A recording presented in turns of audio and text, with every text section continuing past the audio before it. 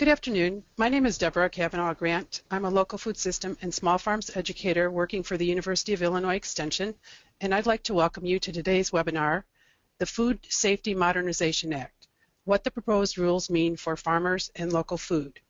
Today's webinar is sponsored by the National Sustainable Agriculture Coalition, the Ohio Ecological Food and Farm Association, the Illinois Stewardship Alliance, and the University of Illinois Extension. Today's webinar, we're going to talk about the goals of educating farmers, consumers, and food system professionals about the re-proposed Food Safety Modernization Act rules, focusing on those aspects of the rules that are related to local food systems. Today's webinar will feature a brief opportunity for introductions from each of our sponsoring organizations. Then we will have a detailed presentation from the National Sustainable Agriculture Coalition talking about the history and overview of the Food Safety Modernization Act, previous work, the changes that the Food and Drug Administration made to date, some problems with the new proposal, and how we can take action. Following the presentation by the National Sustainable Ag Coalition, we'll have an opportunity for questions and answers. We ask that during the course of the program, if you have any questions, as you think of them, if you could please type those in the chat box. You won't have an opportunity to speak to us, but we'll be following the questions. We'd also like to let you know that if you have any problems related to technology or inability to participate, please let us know that too, and we'll try to help you. So I'd like to take this opportunity to share a little bit about my organization, the University of Illinois Extension. Many of you, I'm sure, are familiar with Extension. We are involved with programming in 102 counties across our state. Through learning partnerships that put knowledge to work, our programs are aimed at making life better, healthier, safer, and more profitable for individuals and their communities. We offer programs in 5 broad areas. These include healthy society, food security and safety, environmental stewardship, enhancing youth, family, and community well-being, sustainable and profitable food production and marketing systems. Extension underwent an reorganization in 2011, and we made a commitment to local food systems and small farms by creating the Local Food Systems and Small Farm Program. Currently, we have 16 local food systems and small farm educators working across our state in 4 program areas. These include developing scale-appropriate business and farm management plans for new and transitional producers, increasing local food production, developing scale-appropriate business and farm management plans for new and transitional producers, and lastly, food safety. Providing information, sharing resources, and developing programs in the area of good agricultural practices is a priority, and we are glad to be involved in today's program. Next, I'd like to take the opportunity to introduce our next speaker. Amelie Lipstrew is the Policy Program Coordinator for the Ohio Ecological Food and Farm Association. She worked previously for the Ohio Department of Agriculture, where she was the Director of Sustainable Agriculture, and she managed the Ohio Food Policy Advisory Council. Amelie has also worked on farmland preservation and farm viability for many years. Amelie? Thank you so much, Deborah. The Ohio Ecological Food and Farm Association has been around for over 30 years. It is a grassroots coalition of farmers and other members that have been working on organic and sustainable agriculture through education and outreach. OFA operates one of the country's oldest USDA accredited organic certification agencies.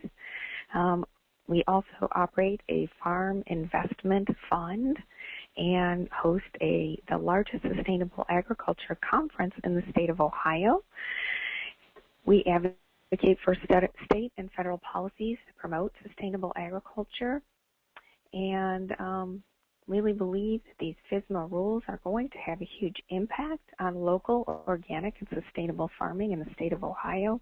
Just wanted to reiterate that, you know, for folks who are on the call from Ohio, your comments are really critical, and if you have questions or need help that OFA can assist with, please give us a call or contact us via policy@ofa.org after the webinar today. I'd like to turn it over to Wes King. Wes is the Executive Director for the Illinois Stewardship Alliance. Wes joined ISA in the spring of 2009 as a policy coordinator and later as the policy director. He's currently developing and monitoring sustainable agriculture and local food-related legislation in Springfield and at the federal level. In addition, Wes is working on organizing and building the capacity of grassroots stakeholders to influence food and farm-related policy. On the national level, Wes serves as the co-chair for the National Sustainable Agriculture Coalition's Marketing, Food Systems, and Rural Development Committee. Wes, I'll turn it over to you. Thank you, Emily. Thank you, everyone. Welcome to the webinar. I'm glad we've got such a good attendance. It shows that there's a lot of people interested in the topic at hand. And before I turn things over to the real speakers for today and the real meat of the webinar, I wanted to just say a few things about Illinois Stewardship Alliance for those who don't know. Illinois Stewardship Alliance is a statewide nonprofit that promotes local food systems and sustainable farming through advocacy and education. This is actually our 40th anniversary. Our organization began 40 years ago. And for 40 years, we've been working to protect farmland and promote sustainable farming. The work we do falls into three core programs or areas of work, and that is our local foods program, which is very much geared towards connecting farmers to consumers through the organization of a Buy Fresh, Buy Local chapter, chef farmer mixers, a popular farm-to-table series we put together called Local Flavors of Illinois, and a number of other activities we do, all geared around connecting consumers and farmers together. We also have a conservation program where we are working to promote on-farm conservation practices and programs that will help larger row crop commodity farmers be better stewards of the land and conserve natural resources, both soil and water. And third, we've got our advocacy program, which is the part I'm most involved with, and that is monitoring and developing state and federal policy, advocating at the state level for passage or non-passage of certain pieces of legislation, and educating and organizing the grassroots on how they can get involved and why they should get involved with public policy and various activities that go with public policy, which is really what we're here today for, to get farmers and stakeholders educated about what the potential impacts of the reproposed Food Safety Modernization Act rules could have on their farms and local food businesses, and get you engaged and involved so we can help the FDA make sure that they get the rules right this time and we don't hurt small farms. To that effect, I am going to introduce our next two presenters who are kind of going to be tag teaming the real meat of the presentation. First, I want to introduce Sarah Hackney. Sarah is the Grassroots Director for the National Sustainable Agriculture Coalition, and she has worked as an advocate and a catalyst for sustainable food and farm efforts across the U.S. Her past work focused on improving small farm viability, increasing fresh food access, and building leadership in rural communities. She holds a BA in Environmental Studies from Dartmouth College. She develops and coordinates INSAC's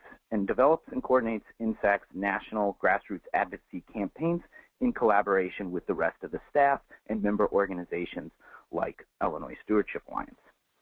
And then the other presenter from INSAC is going to be Sophia Kruszewski. She's policy specialist, and she holds a JD from Vermont Law School and a BS in environmental science from the University of Michigan. At Vermont Law School, Sophia worked for the Center for Agriculture and Food Systems and the Institute for Energy Environment on a variety of projects, which included publishing a farmer's guide to energy efficiency and renewable energy programs. Sophia staffs INSAC's Farming Opportunities Fair Competition Committee and the Conservation, Energy, and Environment Committee. And she's kind of became the coalition's resident expert on the Food Safety Modernization Act. So with that said, I'm going to turn things over to Sophia and Sarah to get things going with the real point of today's webinar.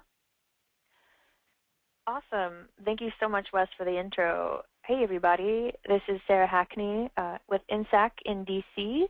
And if I could have the next slide, please. Awesome.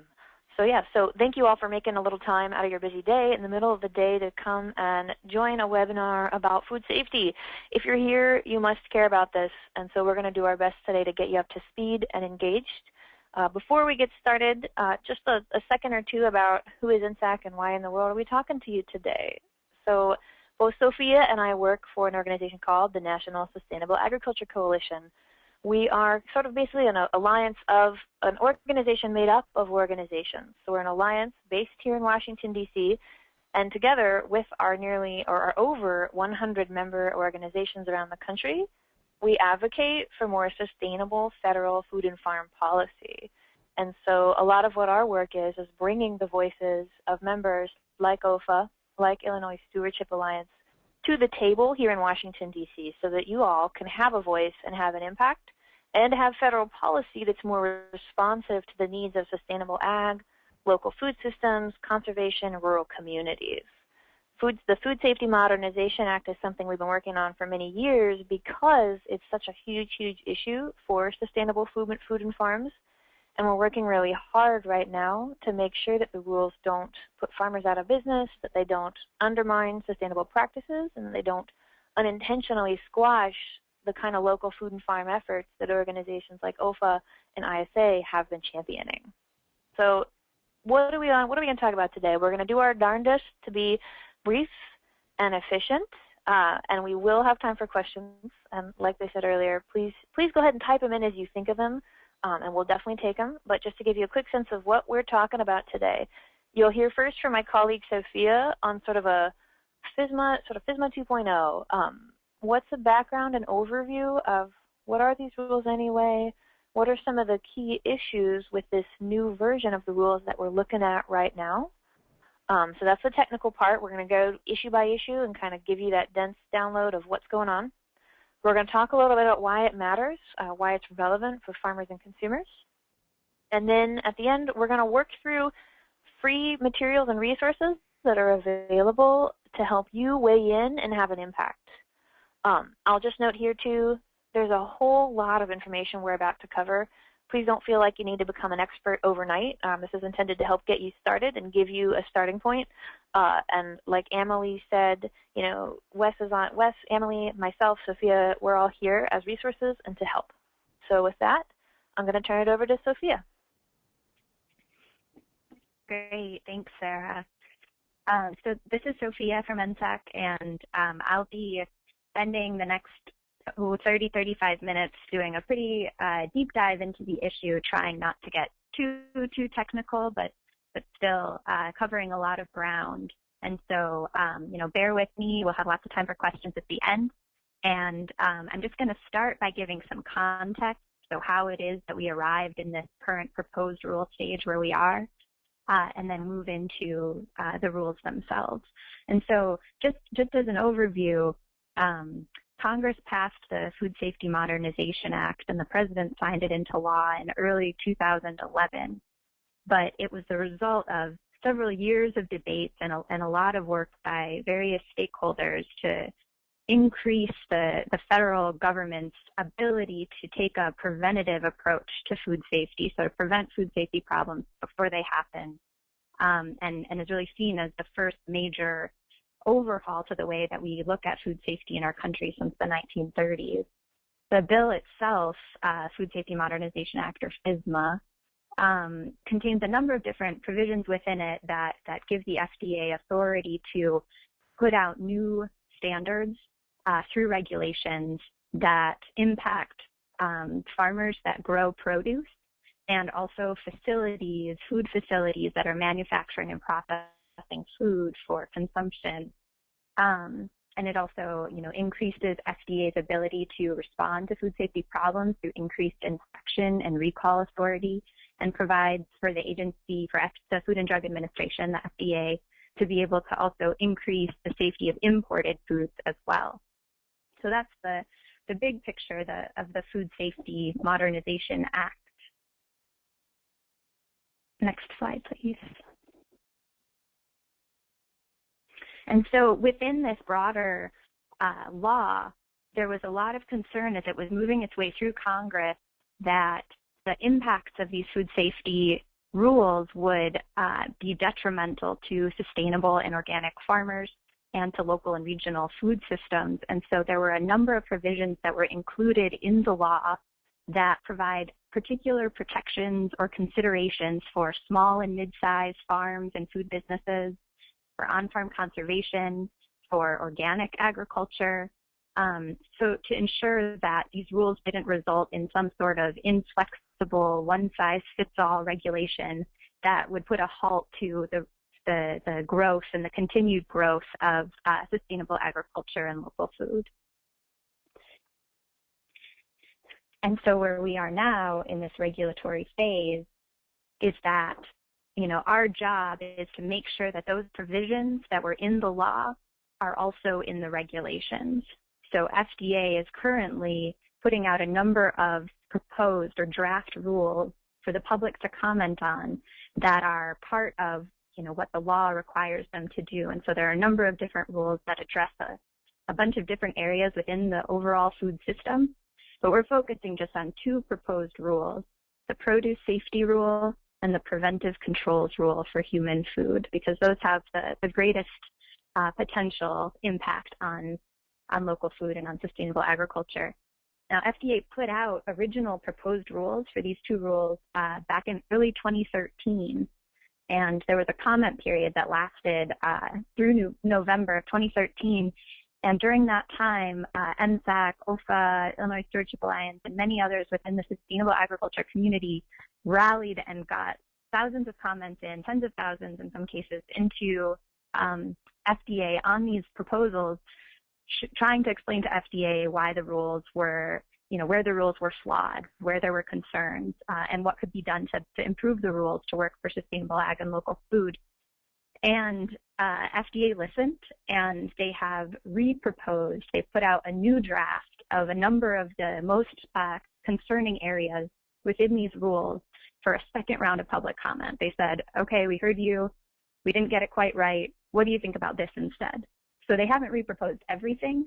There's still some issues that we don't quite know yet whether FDA thinking has changed on it. We might not know till the rules themselves are finalized. But we do know on the issues that I'm going to walk through today where the agency has changed their approach and where there's still an opportunity to further influence the final rules. So the deadline for public comment, as you'll probably hear us say a lot over the course of this presentation, is December 15th. That's 2 weeks from today. So now is the time to weigh in.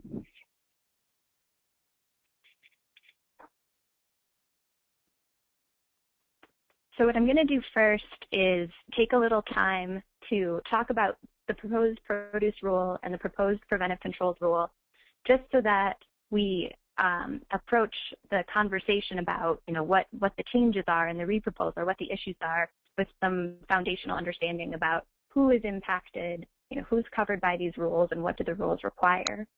And so the first rule that I'll talk about is the proposed produce rule, and this applies to farms that grow, harvest, pack, and hold produce for human consumption. So if you fall into that category and this rule applies to you, then there are a number of new standards that FDA is proposing that you would have to follow. And these have to do with health and hygiene. These have to do with personnel and training issues for farm workers. It has to do with agricultural water use, the use of biological soil amendments like raw manure, composted manure, equipment, etc. So you can see there's a list of activities that FDA will be requiring that farms follow these certain standards. Now, when you think about the rules, you want to ask yourself, does this apply to me? And if it does, how much of it applies to me? And so there are sort of 4 ways you can think about the rules applying to a particular farm. Maybe you're exempt. It means the rule doesn't apply to you at all. Yes, you're a farm, but you're exempt for certain reasons that we'll get into. You might be qualified exempt, which means that you're covered, but the requirements that you have to adhere to are somewhat modified. You don't have to adhere to the full requirements of the rule. Maybe you're fully covered, but you get more time to come into compliance. Or maybe you're fully covered and you don't get any extended time to come into compliance with the rules. So which farms are exempt? Farms that are not covered at all by the produce safety rule are farms that are growing produce that is rarely consumed raw. So that's like pumpkins or, other types of winter squash or root vegetables that are rarely consumed raw. If that's what you grow, then that type of produce isn't covered by the produce rule because the produce rule is focusing on the foods that pose the highest risks, and those are foods that are usually consumed raw. If you're just growing produce for your own consumption on your farm, this is your garden we're talking about in your backyard, you're not selling to anybody, then this rule doesn't apply to you. And also farms that are selling every year $25,000 or less in produce sales, those farms are also exempt from the rule. So if you average the last 3 years of sales and that average is $25,000 or less of produce sales, then the rules don't apply to you. Some farms might qualify for modified requirements or be called qualified exempt farms. These are produce farms that are growing produce that might be destined for commercial processing. So maybe you grow tomatoes. That's a produce that's usually consumed raw, but all the tomatoes that you grow are destined to be turned into sauce at a tomato sauce, facility. Then it wouldn't apply to you. Other qualified exempt farms are those that qualify under what's called the Tester-Hagen Amendment for Direct Marketing. So under this category, if the average sales, your annual gross sales of all food, not just produce, but all the food that you're selling from your farm is less than $500,000, and you sell at least half or more, so 51% or more, directly to a consumer or a grocery store or a retail or a grocery store or a restaurant that's either in the same state or within 275 miles, then you're also qualified exempt. So that means you don't have to comply with all of the rules, but you do have to keep some records. You have to provide your business information either on a label on the product or at the point of sale. And then you could also be subject to having your qualified exemption withdrawn under certain circumstances.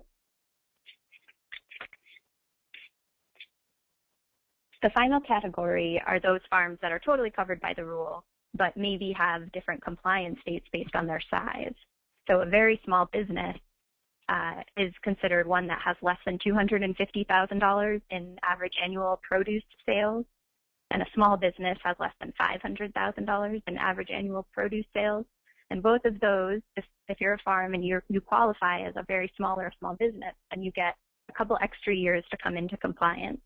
If you don't qualify, if you have more than $500,000 in produce sales, then you just have the standard 2 years to come into compliance, although all farms get a little bit extra to come into compliance with the agricultural water standard. It's a little more complicated, as we'll discuss soon. So that's just a quick overview of the produce rule. So to do the same for the preventive controls rule, you might be thinking as a farmer, this is about food facilities, this isn't about farmers. Then, why does this apply to me? Because this rule applies to food facilities that have to register with FDA. But FDA defines food facilities pretty broadly. They say a food facility is any establishment, any business that is manufacturing, processing, packing, or holding food for human consumption. And so if you are a farm and you're also doing on-farm processing, maybe you're doing some value added, you're making jams, you're making salsas, then you could fall under what FDA considers to be a facility, which would then make you subject to the registration requirement. Food facilities have to register with FDA, and if you have to register with FDA, then the preventive controls rules apply to you. Preventive controls rules contains two parts. It updated existing good manufacturing practices, and then it also included a new provision or a new set of standards called a Hazard Analysis and Risk-Based Preventive Controls Requirement, or HARPC. And this includes a variety of new requirements for food facilities to write a food safety plan that includes an analysis or identification of hazards.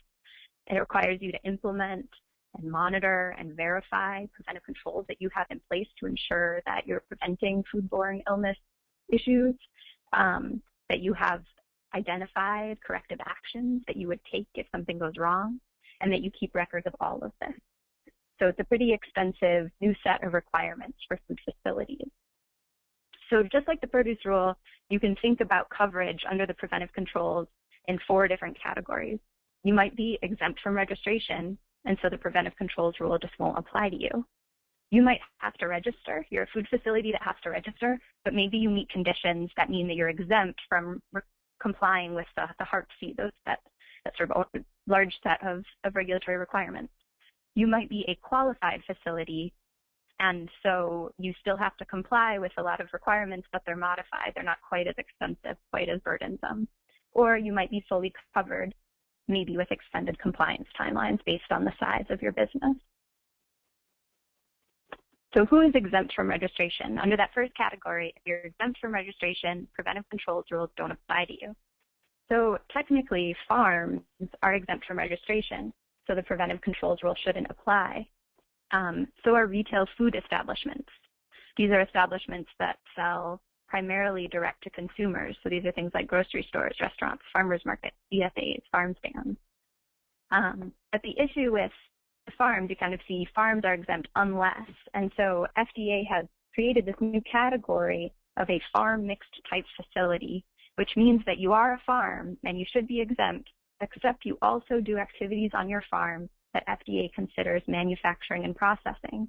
And so if you do more than what FDA considers to be a farm activity, then you are also a facility and you are subject to compliance with both the preventive controls rule and potentially the produce rule.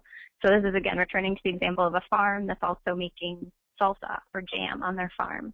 You're doing farm things, you're growing strawberries and then you're processing them into strawberry jam. As a strawberry farmer, you're subject to the produce rule, and then because you make strawberry jam, you're also subject to the preventive controls rule. Next slide. So now some farms might have to register, so they are considered facilities, but they're exempt from complying with the HARP-C requirements. So if we return to the farmer who's growing strawberries and also making strawberry jam, if that farm is also a small or very small business, and it's just making jam on their farm, then they have to register as a food facility, but they don't have to comply with the HARP-C requirements. They already have to comply with existing good manufacturing practices, but they don't have to do the hazard analysis, food safety plan, et cetera, et cetera. So FDA has identified certain activities as being low-risk processing, and if it's done by a small or very small business on your farm, like making maple syrup, making jam, then you don't have to follow the full HARP-C requirements. If you're processing or manufacturing food that's covered by other regulations like alcohol or juice or seafood, then you're exempt from the HARP-C requirements. If you're a warehouse or a grain elevator, you're exempt. And also, if you're a farm mix type facility, say the strawberries and the strawberry jam, the farm activities, so the growing of the strawberries obviously wouldn't be covered by the preventive controls requirements. Those only apply to your facility activities for farm mixed type facility. So this is all seeming very confusing to you right now. You are not alone. This is one of the most confusing parts of these rules is what is a farm, what is a facility, and when are you both? And we'll get into that further on, in particular when we talk about recommendations to FDA on how to improve this. So you might also be a qualified facility subject to modified requirements. So under the preventive controls rule, a little different than the produce rule, you can be a qualified facility if you are a very small business. And under the preventive controls rule, a very small business has less than $1 million in gross annual sales of human food.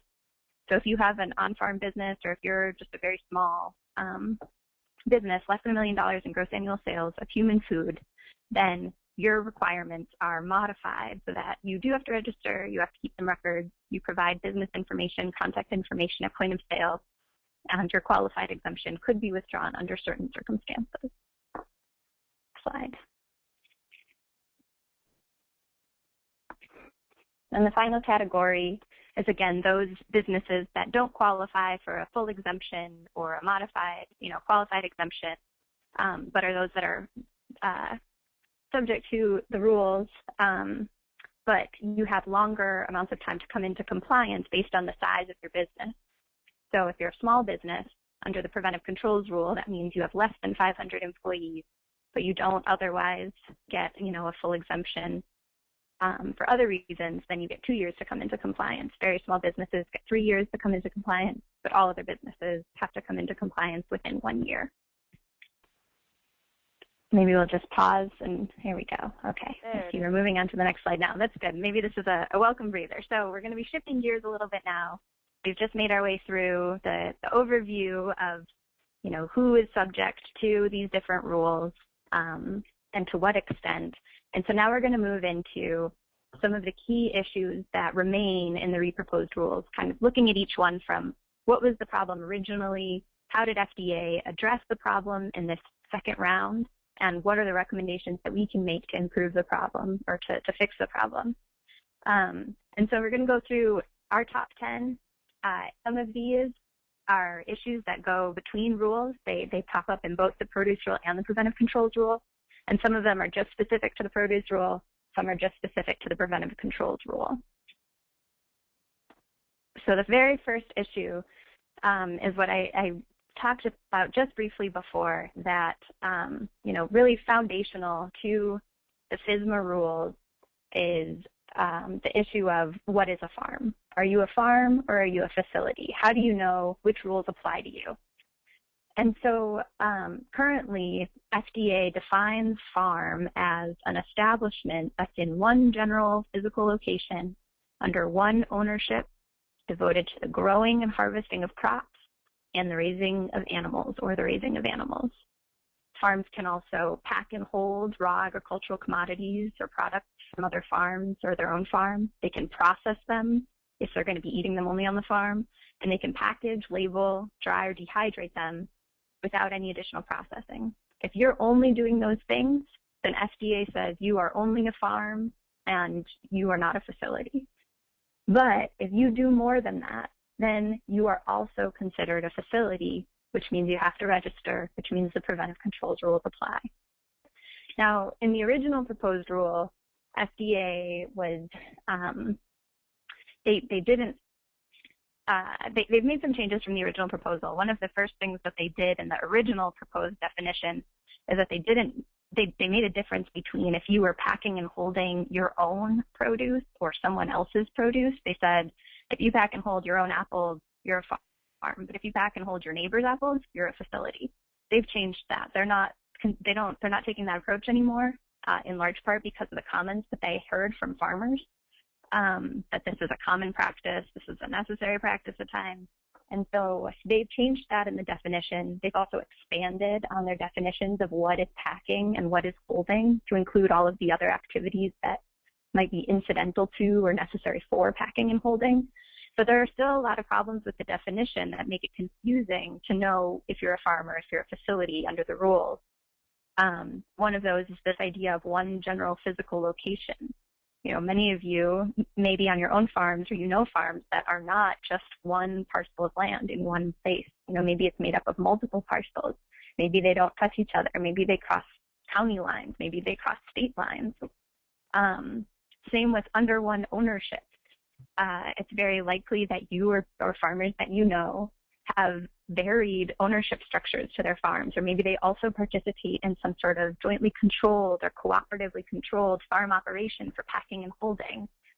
And so, this notion that a farm is just in one general location or under one ownership really doesn't reflect the reality of what a lot of farms look like.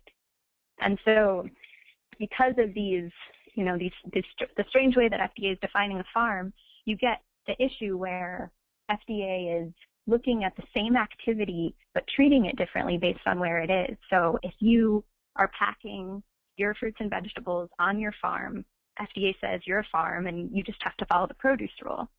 But if you have maybe a cooperative or collectively owned packing shed with a couple other farms in your area, and it's located in another location that's not on your farm, and you all bring your produce there and pack it there for distribution or for sale, then FDA says, oh, that's not a farm activity anymore. That's a facility activity, and you need to follow the preventive controls rule. You need to have a written food safety plan. You need to have a hazard analysis. But it's the same activity. And so our big push, the big message that we're trying to get across to FDA this round is that they need to define a farm in the way that reflects what farms actually look like and the way that farms are actually structured. The second issue that touches on both rules is what we call the all food issue. And so this has to do with the way that FDA calculates sales and then determines if you fall into a very small business or a small business category, or if you qualify for a qualified exemption or a full exemption. So when you're trying to figure out, do the rules apply to me, or do I get an exemption or a qualified exemption, et cetera, it's going to be based on a calculation of your sales. But across each rule, FDA measures it a little bit differently. And so in the original proposed rule, FDA based all sales calculations on all food sales. So it wasn't just based on if you were, a farmer that had some produce, but also had maybe some grain, maybe you were doing some corn and soy, maybe you were doing some livestock, maybe you had some dairy. It was basing, these different calculations on all the food that you sold, not just on what the rules were actually regulating. And so now they've made some improvements to that. In the produce rule, for example, when we went through the very small business definition, the small business definition, and the full exemption, the $25,000 exemption, those are now all based on sales of produce. But they aren't based on sales of covered produce. So remember, the produce rule applies to produce that's usually consumed raw. And so if you have $25,000 in pumpkins, and then you also decide to start, trying to sell, maybe you have a small U-pick strawberry patch, or you're selling a couple $1,000s of strawberries through a farmer's market, then you don't qualify for the $25,000 exemption because you're over the top of the threshold, even though the majority of what you're selling, what's dumping you over the threshold, is produce that isn't covered by the rule. So similarly, the qualified exemption for direct marketing, the Tester-Hagen amendment that I talked about before, that's based on sales of all food. There's been no change to that in the revised rules. So this means that if you have $500,000 in corn and you want to diversify and start growing vegetables, then you're going to be over that $500,000 limit, even if most of what you're growing isn't what's actually covered by the rule. Same if you're, otherwise integrated crop livestock. Same if you're growing $500,000 in pumpkins and you want to start growing other types of vegetables that might be covered. So what we're saying to FDA is that, it's confusing. You have farms that might be subject to multiple rules and multiple definitions, and that you should clarify and clean it up so that each of these sales thresholds is based on what is actually regulated by the rule. That seems logical. That would make it easier for farmers who might be regulated to understand what applies. And that it should also be based on what's regulated by each of the rules so that you don't discourage diversification. A lot of farmers are looking to diversify their income streams. And these rules, if you don't fit in one of these categories, then the costs of coming into compliance are going to be pretty expensive. And they're probably going to discourage a lot of mid-sized farmers from diversifying into produce. The third issue that crosses both rules is the withdrawal of a qualified exemption. So under both the produce and the preventive controls rule, you can be eligible for a qualified exemption if you're a Tester-Hagen farm or if you're a very small business under the preventive controls rule. Now, under certain circumstances, FDA can withdraw your qualified exemption, which means you then have to come into compliance with the full rules. In the original proposed rule, the process for that, how FDA could remove your withdrawal, how FDA could withdraw your exemption, and whether you could get your exemption back, was unclear or unavailable. And it raised a lot of questions and concerns about fairness in the process and whether this should be like a one strike, you're out kind of thing.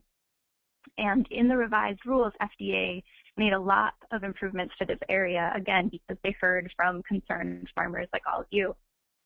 And so now the revised rules include new provisions that spell out actions that FDA might take before withdrawing an exemption, implying that the withdrawal of an exemption is a last resort. First, they would issue a warning letter, or they would, maybe have a recall or an injunction on the sale of your produce, things like that, that the withdrawal would be one of the last resorts, in large part because now it's also spelled out that before FDA would withdraw your exemption, they would provide you with notice of what the problem is, with information on how to fix the problem, and then consider what you've done to fix the problem before they actually withdraw your qualified exemption.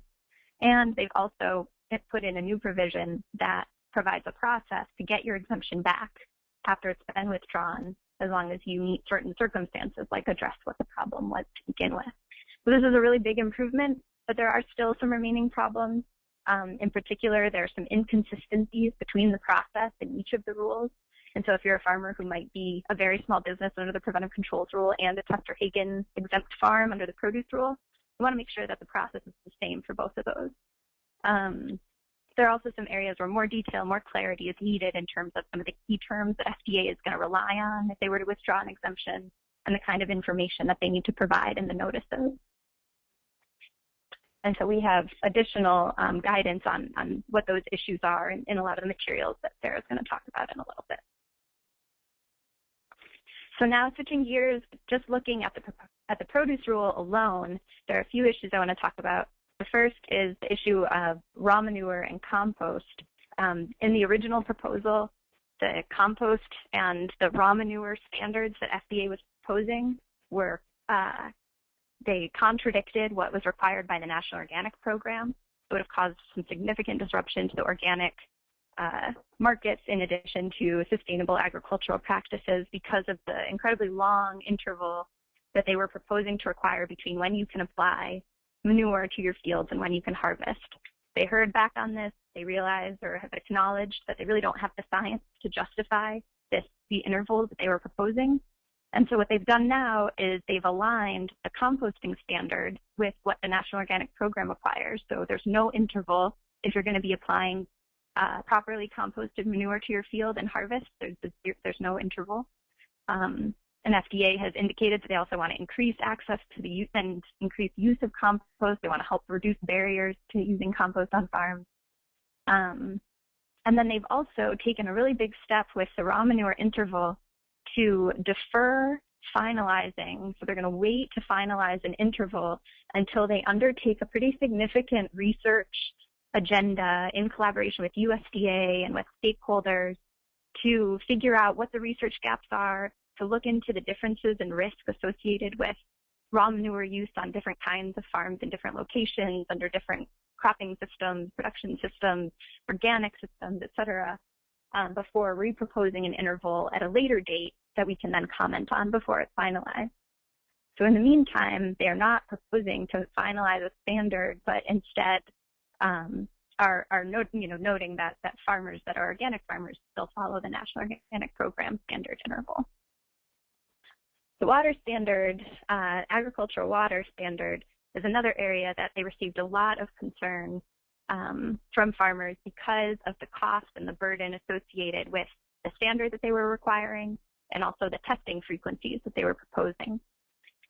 They've revised their approach on this issue in this second draft, but it's still got a long way to go. This is an issue where we really need to hear from farmers about how this water standard is going to affect them, because FDA is still relying on EPA's recreational water quality standard for the agricultural water standard. And so that means that it's based on the risks posed by ingesting water while swimming, not the risks posed by using water as to irrigate crops and then harvesting crops and eating them. And it's just not based on, the science isn't there to support this as a standard for agricultural uses. They have changed the requirements some, so that before they had said if you exceed this threshold, this EPA recreational water quality standard, if you exceed it, then unless you chemically treat your water, you can't use that water. They've gone back, they've revisited that based on public comments, and now they've said, well, if it exceeds the threshold, you can adjust your practices, meaning you can use a calculation to determine how many days between when you stop irrigating and when you harvest to allow for microbial pathogens to naturally die off due to, exposure to the wind and the sun, that there's a natural die-off rate that will happen. And if you give enough days between when you stop irrigating and when you harvest, that you'll get below the threshold and it's okay to use that water. So, it's like the standard is still not right, but at least there's this way to work with it. And then they also modify the testing frequencies. So it's slightly reduced the number of tests they're requiring from the original proposal. And they're approaching it where for each water source, and we're talking about untreated water here, primarily untreated surface water. For each source, you have to develop a baseline survey. So get a baseline understanding of what your water quality is usually like for that source based on 20 samples over 2 years for untreated surface water, and then use that to figure out how to adjust your production practices. So, if you take 20 samples over 2 years and it shows that you're always under the threshold, you don't have to do anything differently. But if you take 20 samples over 2 years and it shows that you're consistently above the threshold, then you need to figure out how many days you need to wait between when you finish irrigating and when you harvest to use that water source. Or maybe you need to switch to drip irrigation because this only applies to water, untreated surface water that's applied in a way so it'll directly contact the harvestable portion of the crop. So there are some improvements, but overall it's still a lot of water testing, particularly if you're a farmer who maybe your water quality is above the threshold and for reasons that are beyond your control, maybe it's the result of upstream actors, there's nothing that you can do about it. They still require you to repeatedly test the quality to show that it's consistently above the threshold. And I just don't think this makes sense, and it's not flexible enough, and it's imposing significant burden on farmers to cover the cost of continuously retesting their water. And so what we're proposing is that they first go after, pursue an agricultural water standard in the same way that they're pursuing an appropriate standard for the raw manure interval by doing the research themselves. They should be doing that same thing for the agricultural water standard. But at the very least, they should be reducing the number of testing frequencies so that the cost of this isn't entirely borne by farmers or isn't so burdensome. And so what we propose is that they align the water and testing frequencies with existing USDA good agricultural practices, which require 3 tests per growing season. The final issue, there are 2 more issues in the produce rule. One of them is natural resource conservation, wildlife habitat protection. There was a lot of concern in the original proposal that the way that the regulations were written would result in a lot of farmers feeling like they had to tear out existing buffer strips or other wildlife habitat that they had put into their farms, maybe by using a USDA NRCS program to improve conservation and wildlife benefit on their farm, that the rules might undermine that, as we've seen, after other food safety or foodborne illness outbreaks. And so the reproposed rule now includes a provision that clarifies that they are not requiring farmers to harm endangered species, destroy habitat, or otherwise clear farm borders, which is good. This is a good provision. But we also think that SDA should be saying, we're not saying that you should, destroy habitat, but we are actually encouraging you to use sustainable conservation practices because, they recognize that farmers can co-manage conservation and food safety on their farm in, other areas of their work. They should recognize that specifically in the rule.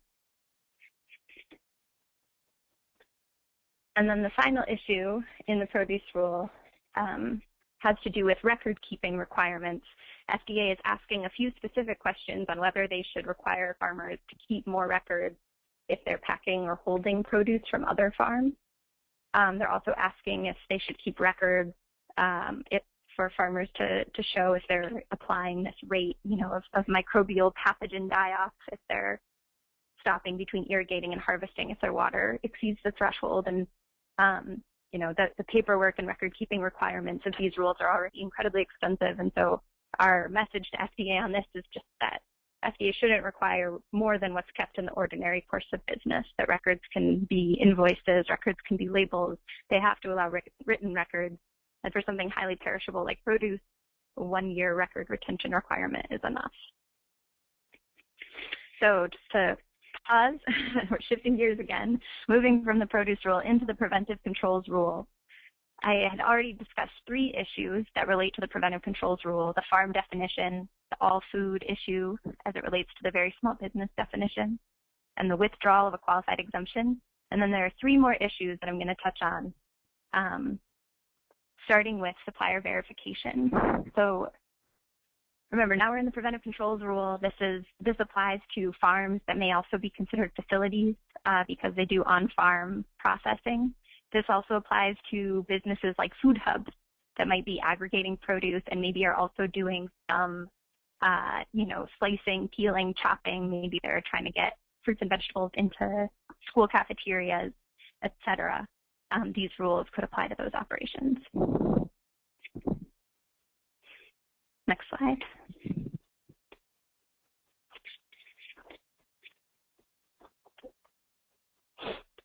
So the first issue I want to talk about is a supplier verification program. So in the original proposed rule, this wasn't a part of it. This was something that FDA kind of hinted at, maybe thinking about including, but didn't actually propose in the first rule.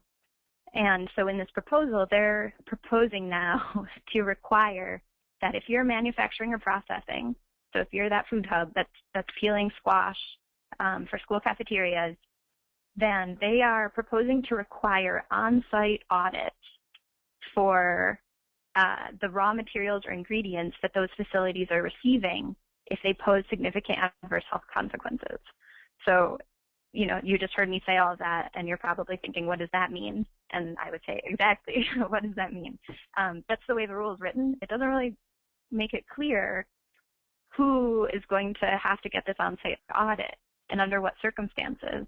We're sort of left to assume that, well, it probably applies to farms that are supplying, processing facilities with raw produce.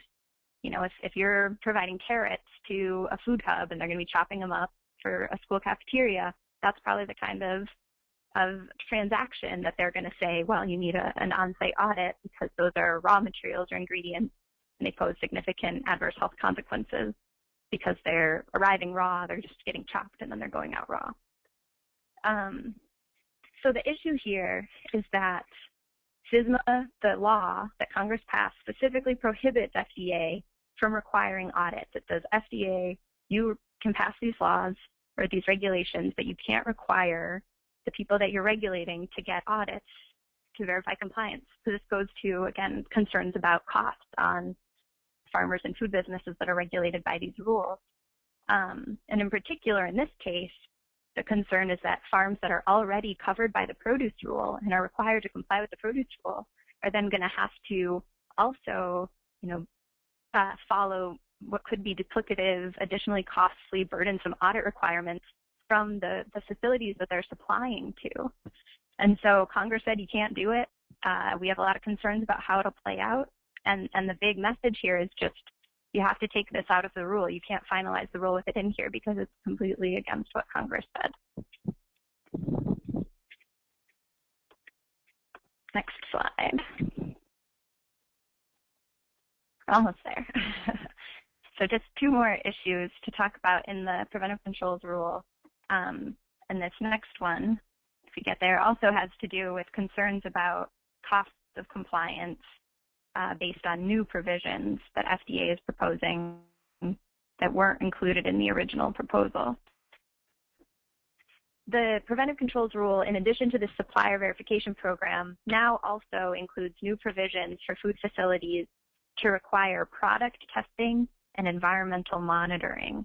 And so these are requirements that, facilities, again, think back to the food hub that's chopping carrots, that they would have to test products, either the supplies on their way in or finished products on their way out, as well as the environment around them. So taking samples for pathogens within the food hub itself to test and see if essentially to make sure that whatever preventive controls they have in place, what their food safety plan is, to make sure that their food safety plan is working. And so, in certain facilities, these might be really important verification measures to have, but the concern is that for operations that have fewer than 20 employees, the costs are huge. They're far significant. The burden is disproportionate on smaller operations. We're talking about an extra $5,000, $10,000, $15,000 per year for some of these tests. And that's just if you have, if you're just making one thing. If you're bringing in supplies from multiple farms, for example, if you're producing multiple different kinds of products, then the tests go up and the costs go up. And so our message to FDA on this is that these kinds of requirements for product testing, for environmental monitoring, for large-scale food facilities, yeah, maybe it's an important step. But to make sure that this is flexible, that this doesn't drive these smaller businesses out of that are providing access to locally grown foods for schools and for other markets, to ensure that these rules aren't devastating on these markets, these issues need to be in guidance. They can't be in the rules themselves. And the final issue is going to have you recall way back to when I was talking about what types of farms or operations have to register with FDA as a food facility. So remember, if you have to register as a food facility, then the preventive controls rule applies to you. Farms, as long as they're just doing what FDA considers to be a farm activity, they're exempt. And retail food establishments are exempt. Now, when Congress passed FSMA, they told FDA to clarify that farmers markets, CSAs, and other direct marketing platforms are not facilities, that they're more like retail food establishments, and so they don't have to register with FDA, and they don't have to follow the preventive controls rule. FDA has not made this clarification. They have hinted at it. They've said they're going to put out a separate rule that just focuses on it, but they haven't done it yet. And until they do it, we don't know for sure what the full effects of these rules are going to be, particularly on local food and on direct marketing. And so the message here is just that FDA needs to do this clarification, and they need to do it soon so that we can fully understand and prepare for the effects of the FSMA rules. So I know there was a lot. Again, we're going to have plenty of time for questions at the end, but now I'm going to turn it over to Sarah. All right. Thanks a lot, Sophia. Hey, everybody. Hope give you a second to wake up, shake it out. It's a lot of information.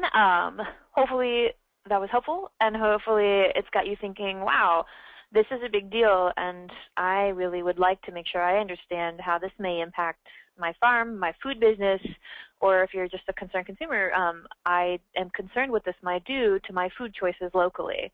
The good news is there's something for everyone to do that won't take a ton of time, and it will be really helpful in helping us fix those big issues that these rules have and that they pose for sustainable food and farms. So why does it matter at all? Because this is, as Sophia said, this is the first time we've really taken a serious look at food safety regs for food facilities and for farmers in over 70 years. Once the rules are finalized, it's a lot harder to change them. The collateral, we don't want to see a bunch of farms go out of business as collateral damage and then say, oh, we should fix it. We want to fix it before there are problems, before folks get put out of business, before we see problematic effects on local food, on sustainable farming, and on family farm viability. So the good news is there's a way to fix this. There's a way to have an impact. The best and most, if you take anything away from today, it's that, one, the rules are really important. It's important that we weigh in. And two, that the best way for you to do so is to submit a comment directly to FDA. I'll tell you all about how to do that. It's not super hard. It's not as complicated as it might sound. But here's the deal. So when a federal agency like the Food and Drug Administration is writing new rules, they are fortunately required by law to take public input on those draft rules before they finalize them. So when we say we're in a comment period, that's what we mean. We mean that right now FDA has said, okay, here's our second draft of the rules, public. What do you think? Are there things that we still need to do to improve them? And that's a really wonderful piece of sort of our civil society, and it's really important that folks take that opportunity and run with it. The reason we got improvements from last year is because over 20,000 folks around the country took the time to weigh in with FDA, and they said, okay, wow, there's a lot of issues. We're going to work on it. They need to do more work, and we're the ones to tell them. One other note, I'll say go ahead and go next slide, please. And one other note that I want to make clear, because I know sometimes folks on the call may have this question, commenting on rules is a little different than, say, if Wes at Illinois Stewardship says, hey, we need help calling legislators. It's different from, say, calling your legislator or signing a petition. It's a little bit of a different ask. If you work for an institution or you're at all concerned about it, commenting is not in any way lobbying. So just a heads up, if you work for a nonprofit or an institution, everyone can comment. It's a public comment period. It's not considered lobbying. So just a note there for any institutional or any sort of nonprofit folks on the phone. So let's talk about commenting effectively. How do I comment? What do you mean when you say comment? There's two options. I'll talk a little bit more about them in a minute, but basically you can comment either online via what's known as regulations.gov. I'll tell you how to access it in a second, or via good old-fashioned snail mail. If you don't like dealing with technology, you can actually write a comment and submit it to FDA yourself. You could opt. Some organizations are circulating petitions and sign-on letters. You're more than welcome to sign on, but I'll note that the most effective thing you can do is really truly to submit things in your own words. Again, that comes back to the fact that the agency is legally required to read every comment, and so we want them to see the number of people who are concerned around the country. Oh, what if I'm not an expert? I know that was a lot of information. If you had questions, if you're unsure about what it means, if it sounds confusing to you, that's because the rules themselves are quite complicated and a little confusing. It's actually a good thing if you comment even if you're confused, because the agency needs to understand that if they can't communicate the rules effectively to the people who will be affected by them, that's a concern, that's a problem they need to fix. And just so you know, that's totally okay. None of us are completely sure about them. And then what should I say? So keeping it simple, the number one best thing you can do when you comment to FDA, and this is, if you're a farmer, if you're a consumer, if you buy local food for your school, is you can tell your story. Just like when you call a legislator or reach out, what FDA needs to hear is your story. If you say, hey, I'm a farmer, and this is the kind of irrigation methods that I use, and I'm concerned that this water testing is prohibitively expensive, or my water sources are sometimes contaminated, it's out of my control. FDA needs to understand there are people out there like that with those challenges. If you're a consumer, you can say, look, it's really important to me that I be able to buy local food in my community. That's a great comment too. If you have data, if you're a farmer and you can say, hey, look, I've got some sales data, I've got some things like that, you can share that. And then including a clear ask. We'll talk a little bit more about that in a second, but in essence what that means is the other important thing about weighing in, it's always better, you always get better results when you're asking for something than if you're just complaining. So we're trying to encourage folks, and we've got resources to help you not just say this is a problem, but make a suggestion for how to fix it. That helps FDA say, okay, here's a problem, here's a proposed solution. Awesome. All right, I will, let's do next slide, please. Great, okay, and here's the most important thing. Put in extra big font so you can't miss it. This is really, really critical. Today marks the 2-week mark before for the comment period to be open. So we have 2 more weeks to submit our comments to FDA. That means if you're going to use the mail, the postal mail, you need it to be postmarked by December 15th. If you're going to submit online, you need to submit before midnight on December 15th. Just so you know, write it on the fridge, write it down in your notes. That is your deadline, December 15th. Next slide, please.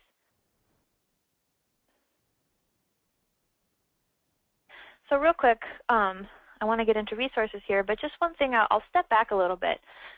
Sophia went into great detail about a lot of the issues. For folks who are kind of big picture thinkers or for whom this might be helpful, just wanted to kind of take it up at about 30,000 feet to where, just to give you some ideas for if you think, okay, yeah, I could comment. Here's some ways to think about it that we're using in sort of talking about these issues at more of a 30,000 foot view. And at the end of the day, what we're asking FDA to do, we're asking to make sure that the rules reflect the reality of farming. So we're asking folks to let a farm be a farm. What does that mean? That means that farms innovate. Farms are always finding new ways to get food to people. some of the most innovative ways that folks are, especially at the local and regional level, getting good fresh food to people who need it are the things that are at risk of being overregulated under FSMA. We don't want to stifle that growth. Farms were in nature. For folks who are organically certified or who use sustainable practices, who also manage their land for wildlife, we really don't want to see these rules undermine your hard work to be sustainable. And finally, this one's pretty foundational, that farms deserve fair treatment. That means that small, tiny operators shouldn't bear disproportionate costs to big operations. And that means that the rules need to be clear, consistent, they need to be fair. So that's, I mean, everybody can get behind that, right? All right, so that's just, again, just to give you some ideas to help get you thinking about how you might comment. Next slide, please. So, some resources. All right, that link at the top, that is INSAC's primary sort of FSMA Action Center. It's just sustainableagriculture.net/FSMA. Here's what you're going to find when you visit that website. You're going to be able to get informed. Everything that we just went over on this webinar is all online too. There's going to be some Am I Affected guidance to walk you through, helping to figure out, does this affect me? What does this mean for my business? And there's some issue basics if you want to go and read the rules themselves and do some more research. We've got the links for you there. I've been talking about commenting. If you'd like some help, what we've prepared, both for farmers and for consumers, is a comment template. It's not going to put words in your mouth, but what it is it's a Word document, just a simple word processing doc that kind of outlines the issues, gives you some questions, some guiding questions to answer that will help FDA understand your concerns, and then includes some suggested asks or fixes to the rules. And they're both for free. They're both online, and again, they're intended to make it a little easier for you. We also have on that website step-by-step instructions for non-techies to use regulations.gov, which is where you'll send those comments, or gives you the address to mail it in yourself. Either way is totally fine.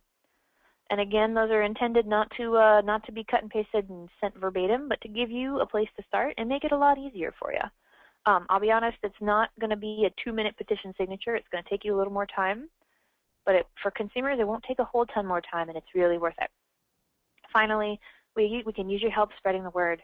They're complicated rules. It's really important that folks who care about what they eat, folks who make their livelihood growing fresh produce or processing food for people, know what's going on and have a chance to get involved. Next slide, please. So for the visual learners, just a couple of screen caps to help you know what you're looking at. That link I included, sustainableagriculture.net/FSMA. When you click on it or you go to it, this is what you're going to see. INSAC's Food Safety Action Center. Next slide, please. Here's the sections that I just went over. Overview and background, am I affected, learn about the issues, and all those instructions to help you speak out today. Next slide, please. Here's one more for the farmers or food businesses in the audience.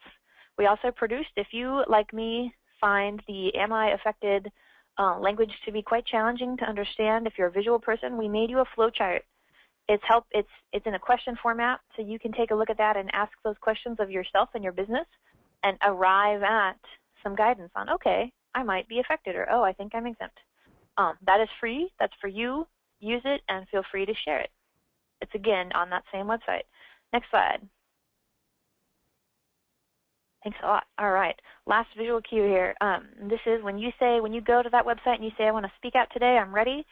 When you click to download the comment templates, you'll come here. There's also that little handy short link at the top if you want to go right there. This is where our comment templates can be downloaded. Again, you'll see there it says, are you a farmer or food processor? Are you a consumer? When you click that link, you're going to get an access download to a Word doc. It's free. Nothing. We don't require anything. You just download it and use it and make the most of it. So that's just, again, that's so you know what you'll find when you click on that link. Great. Last reminder, if you take anything away from today, it's whether you have 10 minutes or an hour, now is the time to get up to speed and do your darndest to submit comments to FDA before December 15th. If you can forward some information, share it with 5 farmers who also ought to be involved, we would sure appreciate it. It'll help make them more engaged as well. And finally, if you're on Facebook or Twitter, OFA, ISA, and INSAC are posting about this issue, and we sure love it when folks share and comment and help us spread the word through social media. All right, last slide. And this is the place at which we pause and take all of your questions and have a bit of a conversation. I left up at the top, again, that deadline and those 2 links for you. And with that, I will do questions. I won't. We all will. Thanks, Deborah. Well, thank you very much for the presentation. A lot of stuff we covered today. We have a lot of questions, too. So the first question we have is, can you define how long you have to hold food to qualify as a food facility under the law? If I am storing produce, let's say roots, crops in a cooler, for a day, week, or month, am I a food facility? Yeah. Okay, that's a good question. So it's hard to know exactly how to answer it without knowing if the person asking the question is also a farmer, or are they just like a private, if it's a private citizen, for example, holding food in a cooler for a day. Because there are 2 separate rules, but both of them include packing and holding, which is what's confusing, So with the produce rule, if you grow, harvest, pack, and hold produce, then you might be covered by the produce rule. But then if you manufacture, process, pack, or hold food, then you might be covered by the facilities rule. So under this example, just assuming that maybe we're talking about a farm that gets, what were the specifics of the example? Were they talking about produce? Can you remind me, Deborah? Yes, she said, asked the question if I'm storing produce, so roots, crops in a cooler. Yeah.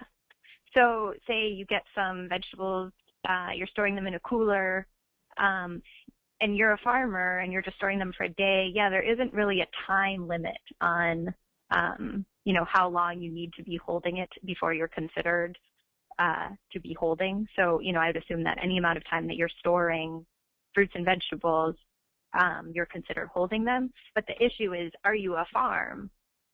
Because if you're storing fruits and vegetables on your farm, it doesn't really matter if they're from your neighbor or if you grew them yourself. You're still considered a farm. You aren't considered a facility. So I hope that answers the question. Yeah, thank you. The second question is, why not use HACCP versus HARP-C? Yeah, I wish I could answer that question. That's a question that's been posed to FDA, that HACCP already exists for some other regulatory schemes, right, for juice and for seafood. Why not just follow the same, the same protocol for HARP-C? And I think FDA has intended to make them pretty similar, so if you already follow HACCP, then following HARP-C isn't going to be all that different. But that's a good question to ask of FDA. I unfortunately don't have that answer. Okay, the next question. What category does a farm that grinds its own grain fall into? So these are really great questions. So if you are grinding your own grain and you're doing that for on-farm purposes, say you're grinding grain for, your own use, maybe you're grinding your own wheat berries for flour. Maybe you're grinding grain to turn into animal feed that your animals on your farm then use, then that is still a farm activity. That falls within the definition of a farm. Now, if you're grinding grain and then you're selling it, then you might fall under the preventive controls rule because that's processing. But, it might be considered a low-risk processing activity, in which case if you're a small or a very small business, then you might not have to follow the full HARP-C requirements, but you would still be subject to the preventive controls rule. You'll see that for a lot of these questions, the answer is, well, it depends. Every situation is so different. And so, again, as I'm just talking through what makes, as I think through whether or not you might be covered, but just keep in mind that, the rules are not finalized and I can't give you any definitive responses. This is just trying to help you understand as best as I do. Okay, the next question is, for the die-off rate in water that exceeds irrigation standards, has FDA defined what adjustments will have to be made regarding timing, application method, etc.? Yeah, so FDA has provided a die-off rate of 0.5 log reduction per day. And so you can use their rate, or if you have the science to back up your own rate, then you can use your own rate as long as you provide the scientific justification. And now, you know, I'm a lawyer, I'm not a mathematician, and so when I hear 0.5 log reduction, I'm kind of like, oh gosh, what does that mean? And so, you know, FDA recognizes that that's a complicated formula, and they are going to be making tools available, even if it's just like a simple spreadsheet, to help you calculate, you know, if you get your test result back and it gives you the number of generic E. coli that you're testing for, you can add that into the spreadsheet and it will calculate using that 0.5 log reduction and then give you the number in days that you would need to wait between irrigating and harvesting. So if you use drip irrigation for all irrigation using water from a stream, you do not have to comply with water testing, ? Right. If you are getting your water from a stream, so it's untreated surface water, so you're only doing drip irrigation, so you're not using the water in any way that will come in contact with the harvestable portion of the crop, then you do not have to follow the agricultural water standard requirement.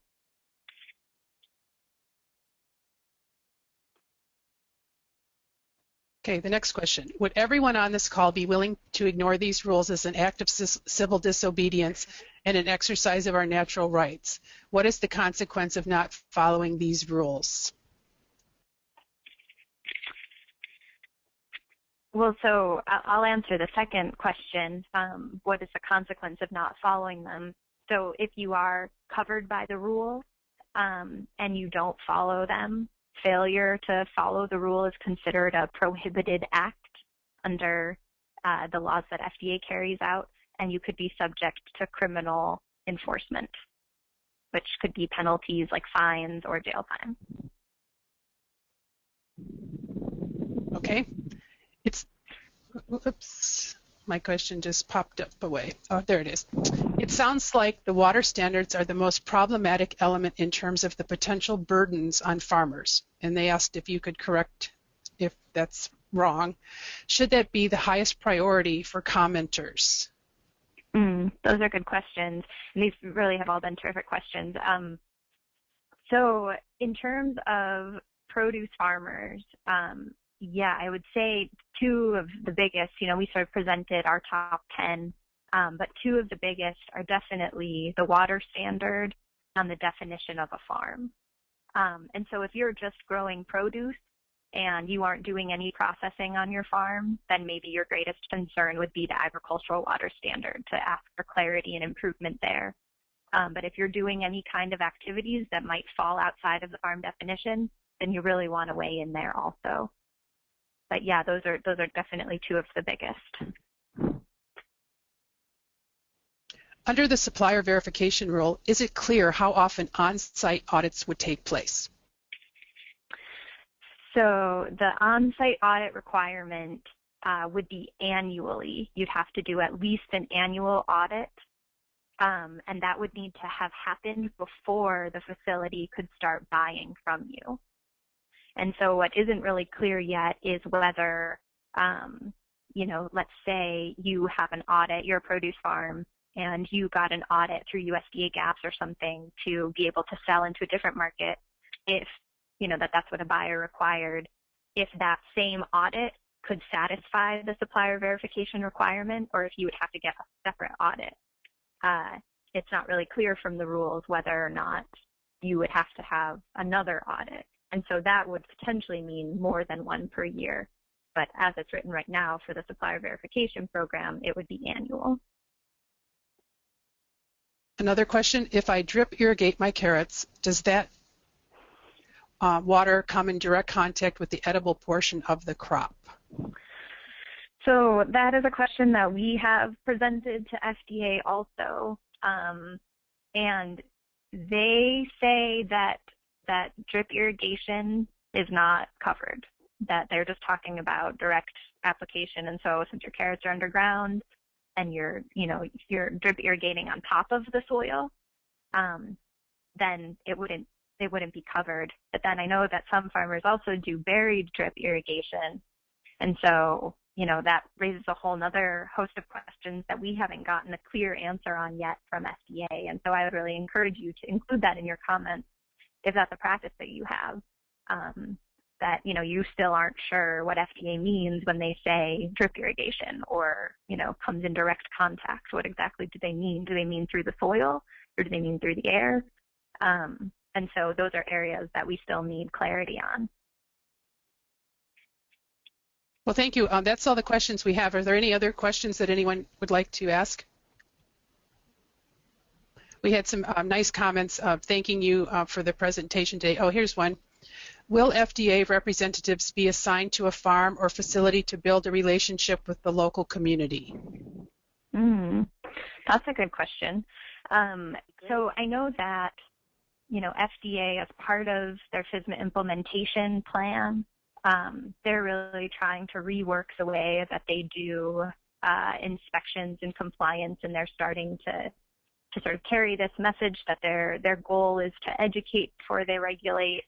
And so I know that there's a lot of intention to do outreach and sort of make those relationships, to sort of build on those relationships at the state level and at the local level, but I'm not sure the full details of their plan and whether that is a specific element of it. But I think those are also issues that are good to put in your comments. You can comment on the particulars of the rule, and then you can also say, and when you're implementing these rules, here are some concerns that I have about, the FDA coming onto farms and what inspections look like, or things that FDA can do to better improve relationships with farmers or food businesses that might fall under their rule. Another question. They're always looking for constructive suggestions like that. Okay, excuse me. Another question is, how do these laws align with good ag practices standards? That's a good question. So I assume they're referring to USDA, the USDA AMS, Good Agricultural Practice Program, a voluntary certification program. And currently, they don't align exactly. I mean, in particular, because the FSMA rules aren't final yet, and so we don't exactly know what the final requirements will be.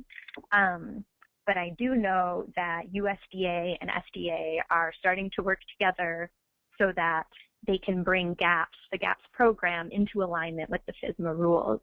The people that I have talked with at USDA are saying, we're going to make sure that we sort of adapt the GAPS program, because their goal is that, you'll be able to be GAPS certified, and that also, demonstrate that you're in compliance with FSMA. It wouldn't be the same as getting inspected or something, but it would show compliance with the FSMA requirements. So the goal is for them to be fully aligned, but at this point they are not yet. Okay, we have time for if there's one more question that anyone has. Okay, here's our last question. It seems these rules are based on a germ, quote-unquote, theory. Would it be beneficial to bring up biological terrain theory to the FDA? I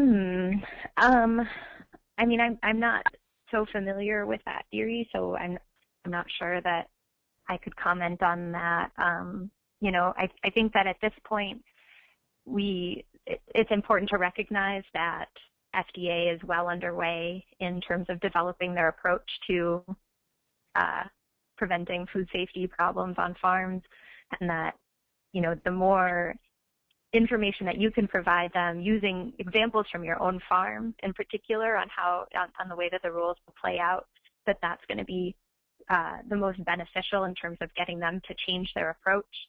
I think that, they've come a long way from the original proposal, but there are still some kind of foundational issues in terms of how they approach farms that are concerning. And so, you could bring that up in your comments, but just keep in mind that at this point, they've reopened a comment period, which is pretty rare for an agency to do. Usually they put out a proposal and then take comments, and then they finalize it, and that's it. It's pretty rare for an agency to give the public a second round to comment, but what they're doing is basically saying, but you can only comment, again, on these issues, this narrow set of issues that we put out there.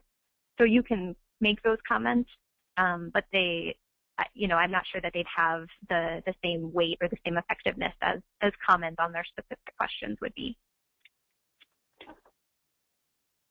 Well, on behalf of today's presenters, Sophia and Sarah, especially from the National Sustainable Ag Coalition, for the partners in this webinar, the Illinois Stewardship Alliance and OFA, and the University of Illinois Extension, I'd like to thank you for attending. And as was previously mentioned, everyone attending today will receive an email about where this recorded presentation will be. And if you have any additional questions, please respond to that and we'll be able to get back to you. Again, thanks very much and have a great afternoon.